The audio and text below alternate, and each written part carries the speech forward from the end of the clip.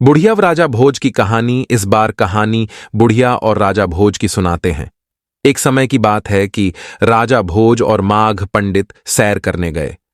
लौटते समय वे रास्ता भूल गए।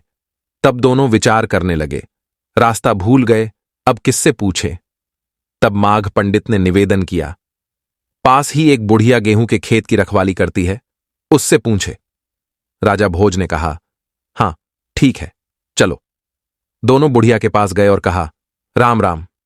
बुढ़िया बोली, भाई आओ, राम राम। तब बोले, ये रास्ता कहां जाएगा? बुढ़िया ने उत्तर दिया, ये रास्ता तो यहीं रहेगा, इसके ऊपर चलने वाले ही जाएंगे। भाई तुम कौन हो? बहन हम तो पथिक हैं। राजा भोज बोला।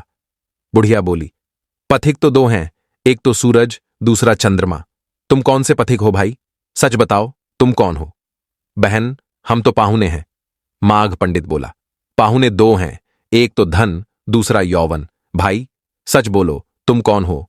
भोज बोला, हम तो राजा हैं। राजा दो हैं, एक इंद्र, दूसरा यमराज। तुम कौन से राजा हो? बुढ़िया बोली, बहन हम तो क्षमतावान हैं।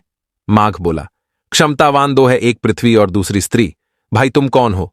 बुढ़िया बोली, हम तो साधु हैं। राजा भोज कहने लगा, साधु तो दो है, एक तो शनि और दूसरा संतोष। भाई तुम कौन हो? बुढ़िया बोली, बहन हम तो परदेसी हैं। दोनों बोले, परदेसी तो दो है, एक जीव और दूसरा पेड़ का पात। भाई तुम कौन हो? बुढ़िया बोली, हम तो गरीब हैं। माघ पंडित बोला, गरीब तो दो है, एक तो बकरी का जाया बकरा और दूसरी लड़की। बुढ़िया बोली, बहन हम तो चतुर हैं।